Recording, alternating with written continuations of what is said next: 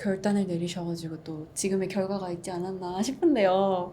그러면 부채는 이제 알 것 같은데 자산이라고 하면은 내 주머니에 돈이 들어오게 하는 게 뭐가 있을까요? 월급 말고? 월급 네. 말고 내 네. 주머니에 돈을 들어오게 할 수 있는 자산을 쌓아야 네. 되는데 그 중에 하나는 매달 현금 흐름이 들어오는 네.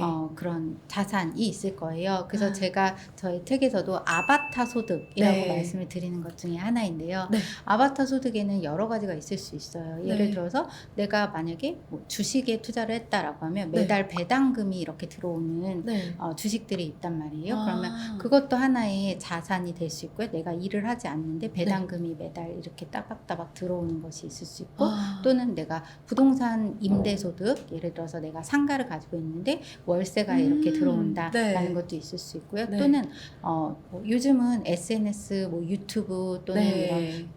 저서 뭐 이런 방송 이런 걸 통해서 저작권. 실제로 저작권 소득, 네. 그렇죠. 이것도 내가 일하지 않아도 이제 아. 그 방송이 유튜브 같은 것도 이제 네네네. 하나의 소득원이 될 수 있고요. 저는 이런 내가 일하지 않아도 네. 소득이 들어올 수 있는 아바타 소득을 구축하는 게 중요하다라고 생각해요. 진짜 나는 그냥 가만히 있는데 아바타가 혼자 이렇게 다 하면서 돈도 벌어오고 한다는 거잖아요. 솔깃하게 되는데 부동산 임대, 배당 소득, 그리고 저작권 수입 같은 것들을 말씀해 주셨는데 그런 아바타 소득하고 근로 소득의 가장 큰 차이는 내가 일하지 않아도 된다.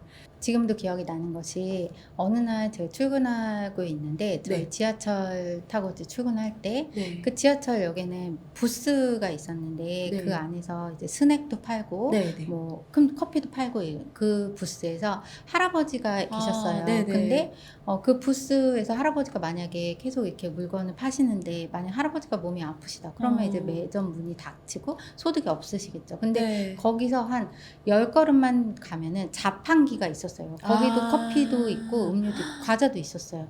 그러면 실제로 자판기를 소유한 사람은 네. 그 자리를 지키지 않아도 소득이 계속 발생하지만 아. 그 스낵 부스 같은 경우는 네. 본인이 그 자리를 지키지 않으면 소득이 발생하지 않는 거죠. 아. 그래서 어느 순간 제가 아바타 소득이라는 네. 생각을 하면서 모든 것이 다 이렇게 구분이 되고 네. 약간 뭐지라는 생각이 많이 들었는데 너무 와닿는 예시를 들어주신 것 같아요. 근데 사실 그 자판기도 그러면 불로소득이냐? 네. 저는 그렇게 생각하지 않아요. 실제 자판기를 어디에다가 놔야 네. 내가 자판기에서 소득이 좀 많이 들어올지 그리고 자판기를 어디에 가서 사야 네. 자판기 좀 저렴하게 내가 매입을 할 수 있는지 네네. 그리고 그것도 관리도 해야 되고 네. 실제로 아바타 소득이라는 것도 네. 내가 아무런 노력을 기울이지 않는데 아바타 소득이 만들어지진 않아요. 내가 스스로 노력을 해야 되고 나에게 맞는 아바타 소득을 찾아내야 그것이 나를 위해 일을 해줄 수 있는 거죠. 근데 아바타 소득을 만들고는 싶은데 저도 당장 어떤 공부를 해야 돼요? 아까 말씀하신 경제 뉴스를 좀 읽으면 좋을까요? 아니면 아바타 소득을 만들고 싶다면 네.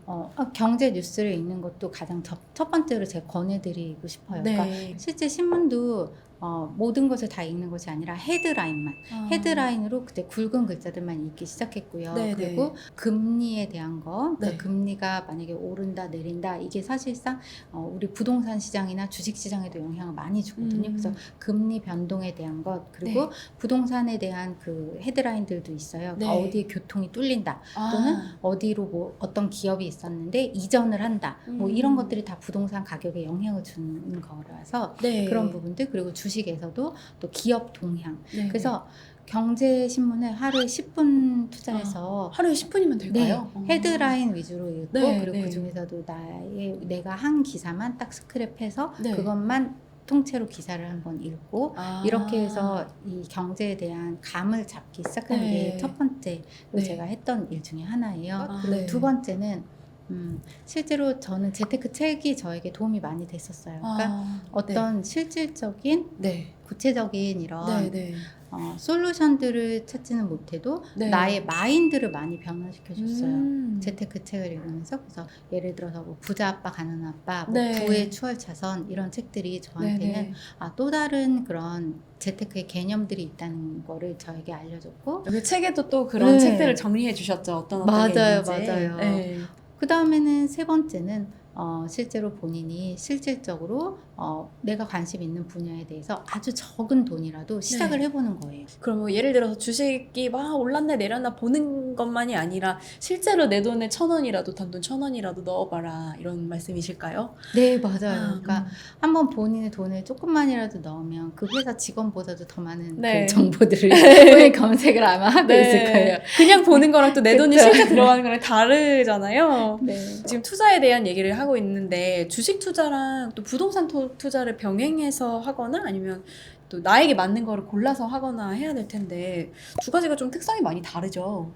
네, 완전 다른 것 같아요. 그러니까 저도 주식도 많이 하고 또 네. 투자도 부동산 투자도 많이 하지만 네. 그 주식과 부동산 같은 경우에는 네. 성향이 매우 달라요. 그러니까 주식은 오늘 내가 샀는데 내일 갑자기 확 오를 수도 있고 확 떨어질 수도 있고 이런 네. 변동성이 굉장히 크고요. 근데 부동산은 내가 오늘 샀는데 내일 갑자기 가격이 어떻게 되고 이런 일은 별로 없어요. 서서히 오르고 그렇죠. 내리니까요. 그래서 대신 주식은 사람들이 좀 소액으로 시작할 수 있고요. 그러니까 예를 들어서 내가 막 몇 억이 있어야만 주식을 시작하는 것이 아니라 몇 네. 백만 있어도 내가 조금 해볼 수 있다는 네네네. 그런 느낌이 있고 네. 부동산은 그래도 어느 정도의 자금을 가지고 시작해야 맞아요. 된다라는 목돈이. 게 있을 수 있죠. 그래서 주식과 부동산 둘 다 네. 저는 알고 있어야 된다고 생각을 해요.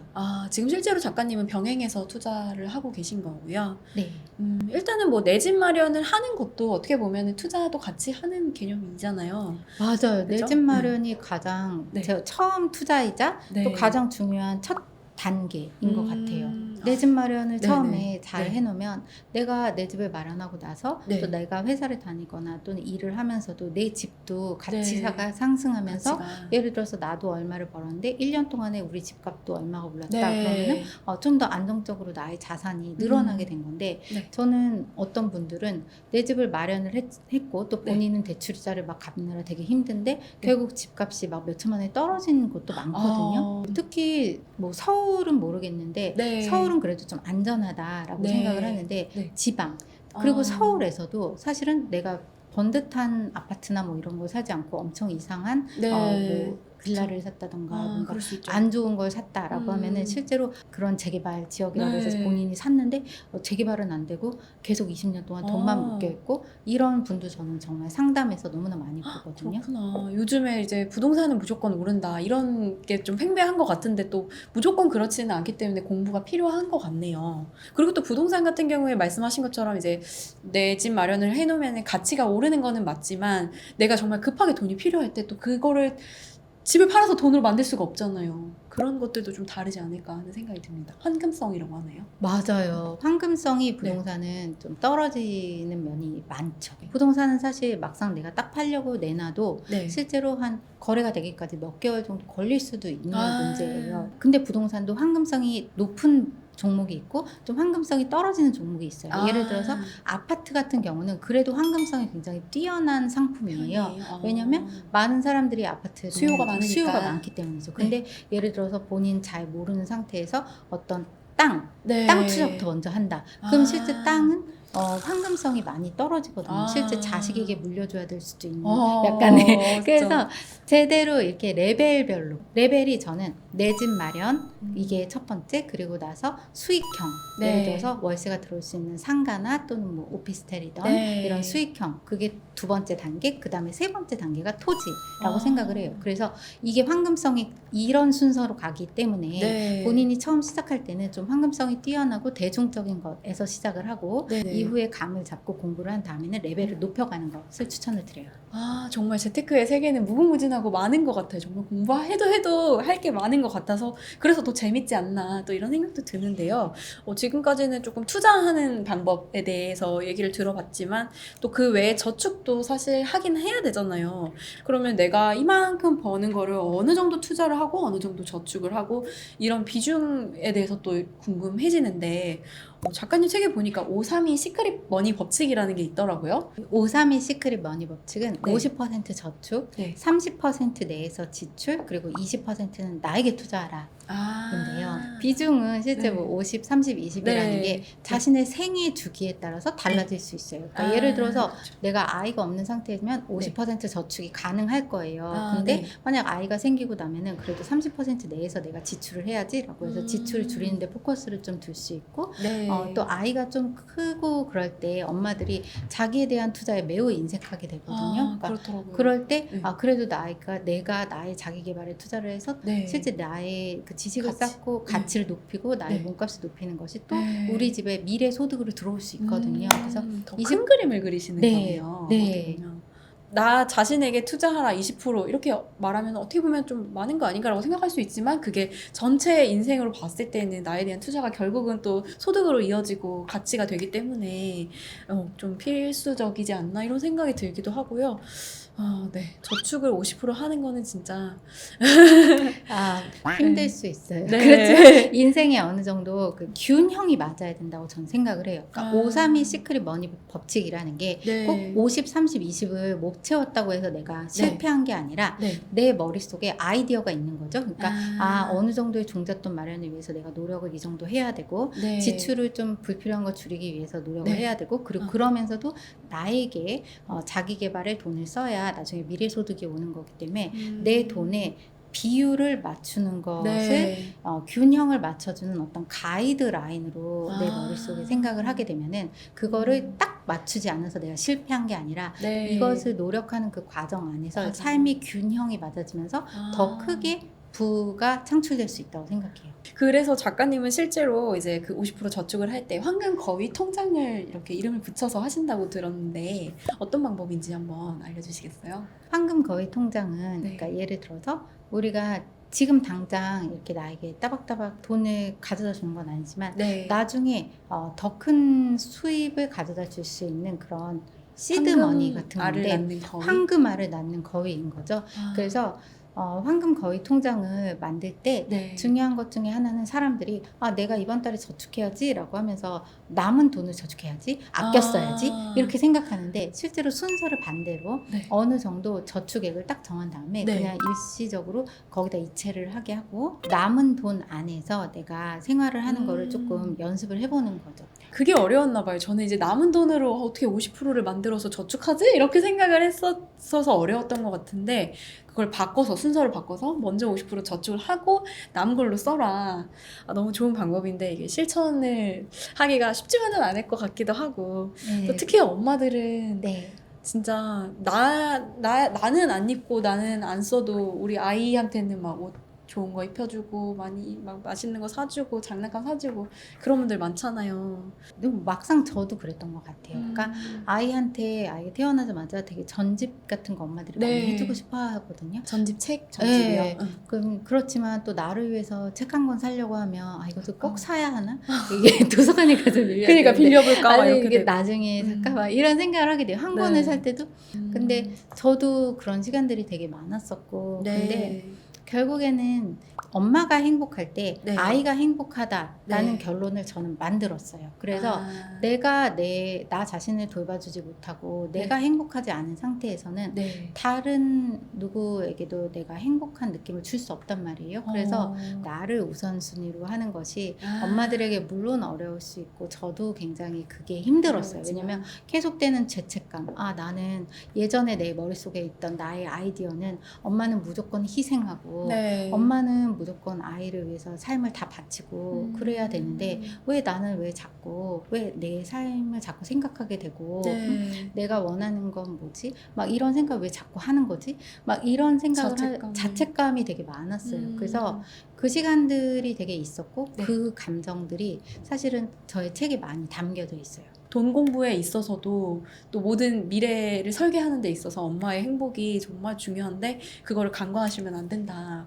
엄마의 마인드 컨트롤이나 이런 것들은 이제 많이 들은 것 같아서 조금 이제 감이 오는데 아이를 위한 경제 교육 또한 이제 엄마의 몫이기도 하잖아요. 어떻게 경제 교육을 하시는지 고민하시는 엄마분들이 많을 것 같은데 작가님은 어떻게 하시는지. 아이에게 경제 교육을 시키는 게 굉장히 힘든 일인 것 같아요. 왜냐면 엄마들이 이 돈 얘기를 아이한테 하는 게 좋을까? 아니면 아이의 돈을 모르고 그냥 자라게 키우는 게 좋을까? 이런 고민을 또 하게 되고 내가 너무 아이가 돈에 대해서 너무 어릴 때부터 네. 돈 이렇게 하게 되면 어떡하지? 이런 생각을 하거든요. 저는 이제 제일 중요한 건 네. 내가 정말 거대하게 우리 네. 애기한테 경제 교육을 시켜야지라고 생각하는 순간에 네. 마음에 너무나 큰 부담이 많이 생기게 돼요. 그러니까 네. 나도 잘 모르겠는데 네. 아유 교육을 시켜야 그쵸. 되는 뭔가 되게 뭐 엄청난 부담감이 생기게 돼요. 그래서 네. 제가 했던 이제 방법 중에 하나는 네. 아이한테 네. 첫 번째는 이제 아이가 어느 정도 이제 커서 은행이나 이런 네. 개념을 알고 네. 돈을 셀 줄 알게 된단 말이에요. 네. 아이도 이게 10,000원짜리와 1,000원짜리를 네. 이제 구분하기 구분을 매우 시작. 할 수 있는 나이가 되는 그 순간부터 네. 저 같은 경우에는 이제 통장을 만들어 줬어요. 그래서 아이한테 그러니까 은행에 가서 이제 너 통장을 만들어 주겠다 이제 했더니 아이가 통장이 이게 뭐 은행이 뭐냐 이제 네. 물어보면 네가 은행 저금통에다 그냥 계속 넣으면 이자가 없는데 뭐 은행에다 넣으면은 이제 이자가 생기게 된다. 그럼 또 네. 이자는 뭐냐 이렇게 네. 또 물어봐요. 네. 이자란 이제 그래서 이제 물음표 지우는데. 이자란 네. 이러면서 막 이제 이제 설명을 이제 해주죠. 네. 두 번째로는 아이한테도 이제 내가 용돈을 주기 시작했어요. 그래서 네. 처음에 뭐 5,000원씩 주기 시작했었는데 네. 실제로 그런 돈이라도 애가 용돈 기입장을 이제 쓰게 했는데 네. 실제 용돈을 어디다가 애가 쓰는 걸 딱 보면은 네. 그 애가 원하는 거나 또는 그 아이가 이제 중요하게 생각하는 것들이 좀 많이 뭔지 보여요. 알 수 있겠네요. 네, 그래서 네. 저는 사실 그 아이한테 용돈을 주고 되게 감동적이었던 건 네. 아이가 그 어버이날에 네. 엄청난 그 꽃바구니를 네. 2만 원짜리를 자기 용돈을 막 모아가지고 저희 네. 둘째는 그 어머. 둘째가 근데 이제 그때 제가 느꼈던 건데 네. 제가 생각했을 때 본인이 용돈을 주면은 네. 자기가 어디다가 써야 되는지 그 기준을 일단은 생각을 많이 하게 돼요. 그러니까 용돈을 주는 순간부터 이 돈을 어디다 써야 되는지 이런 생각을 자기도 모르게 하게 되는 거죠. 네. 그리고 나면은 네. 용돈을 딱 주기 시작하는 순간부터 아이가 뭔가 이 물건의 가치에 대해서 한 번 더 생각을 하게 되고 얼마지라는 개념을 이제 갖게 되고요. 그리고 나서 용돈 기입을 하면서 본인의 생활을 좀 기록하는 습관도 생기게 네. 되고 그리고 나서는 네. 또 저금을 하는 습관도 기르게 되고 네. 그리고 더 나아가서는 네. 제가 그 아프리카나 뭐 이런 후원하는 아동 있잖아요. 네. 그리고 실제로 그 네. 아이 용돈이랑 뭐 저랑 합쳐갖고 뭐 얼마씩 이렇게 큰 금액은 아니어도 이제 네. 후원을 하는 순간에 애가 약간 달라졌는데 뭐냐면 네. 그 전까지는 내가 갖고 있어도 고마움을 사실은 느끼기가 매우 힘들단 말이에요. 내가 그쵸. 이렇게 음식이 있고 뭐 깨끗한 물이 있고 근데 그 후원을 하게 되면서부터 그 아이가 본인의 이제 편지를 막 써서 오는데 네. 부모님은 뭐 어떻게 살고 계신데 부모님이 힘드신 거나 또 학교까지 막 몇 미터를 걸어가야 되고 뭐 네. 이런 것들이 이제 쓰여져 있는데 그걸 네. 읽으면서 아이가 어느 순간 되게 달라진 모습을 보게 됐어요. 나눔에 대한 것들을 아이한테 그 경제교육과 함께 같이 알려주면서 그 돈의 또 소중함도 알게 되고 또 맞아요. 그리고 나눔도 알게 되고 또 감사함도 또 알게 되는 것 같아요. 그러니까 돈이 그냥 주어질 때는 이게 뭐 고마운 건가? 그냥 어차피 나한테 이렇게 엄마가 다 해주는 거 아니야? 네. 이렇게 생각을 했었다면 그쵸. 이제 용돈을 일단 주기 시작하면서부터는 뭔가 이게 내가 관리해야 되는 것 중에 네. 하나고 그리고 또 실제로 용돈을 주고 네. 또 본인이 잘한 게 있으면 인센티브도 주고 이렇게 뭔가 지금 그 회사에서 저희가 그 하는 근로소득이랑 똑같이 아이한테 작은 회사를 만들어주는 느낌인데요. 근데 이제 또 아이가 그 용돈을 받으면서 갖고 싶은 게 생기고, 아까 이제 어버이날에 2만 원짜리 꽃바구니를 사주고 싶다, 이런 갖고 싶은 게 생기면 또 거기 금액에 맞춰서 이제 돈을 모으고 아껴 쓰고 하면서 그걸 실제로 또 성취하면서 또 기쁨을 느끼고 기뻐하시는 부모님을 보면서 또 되게 아이도 기뻐했을 거잖아요. 기뻐했죠. 네. 그리고 또 사춘기가 되면 네. 또 사람은 자기만 생각하게 돼서 사춘기. 또 돈을 줘도 사춘기가 되면 그런 아름다운 일이 있기보다는 이제 본인에게 많이 쓸 거예요. 이거는 이제 근데 어렸을 때 얘기고. 네, 이거 어렸을 때. 그러나 네. 그 순간에도 인정해주고 네. 아이의 자율성, 그러니까 아. 용돈을 줬다고 해서 막 어디다 어떻게 쓰라 막 이렇게 지시하던가 자꾸 통제하려고 하면 네. 굉장히 싫을 거예요. 그래서 저는 어떤 자율성을 같이 주는 것도 엄마가 아이한테 경제 교육을 시키는 데 있어서 중요하다고 네. 생각을 해요. 그런 자율적인 그런 권한도 같이 줘야만 아이가 책임도 같이 느끼게 네. 되면서 관리를 할 수 있게 되는 거죠. 권한과 함께 이제 책임감을 배우게 되는 경제 교육이지만 또 그거 하나로 막 정말 다양한 교육을 할 수가 있네요. 아이에 대한 경제 교육도 나중에 어떻게 해야 될지 감이 조금 잡히는 것 같습니다. 이제 용돈을 주고 용돈 기획장을 쓰게 하는 그 단순해 보이는 하나의 행동이 아이한테 많은 생각을 하게 하고 많은 습관을 가지게 한다는 것, 네, 여러분들도 한번 느껴보셨으면 좋겠고요. 마지막으로 작가님 책에도 보면 이제 원하는 부를 얻고 나서 그때부터 이제 또 나만의 기준이 생기지 않으면 좀 허망해지거나 그럴 수 있다고 하는 이야기를 하셨는데, 지금 작가님은 목표를 달성한 후이신지 아니면 어떤 마인드를 가지고 계신지, 나만의 기준 세우기는 어떤 건지. 내가 부를 사실 끝이 없어요. 그러니까 네. 사람은 바라기 시작하면 계속 끝이 없이 바라게 되거든요. 만약에 내가 이만큼을 갖고 있으면 더 이만큼을 갖고 싶고 또 그러면 네. 더 이상을 자꾸 바라게 되는데 네. 어느 순간 자신의 기준을 딱 세워서 네. 내가 이 정도쯤 됐으면은 그래도 더 내가 진짜 원하는 삶이 무엇인지에 대해서 생각할 수 있는 그런 기준점이 있어야 된다고 생각을 해요. 네. 그래서 저도 예전에는 네.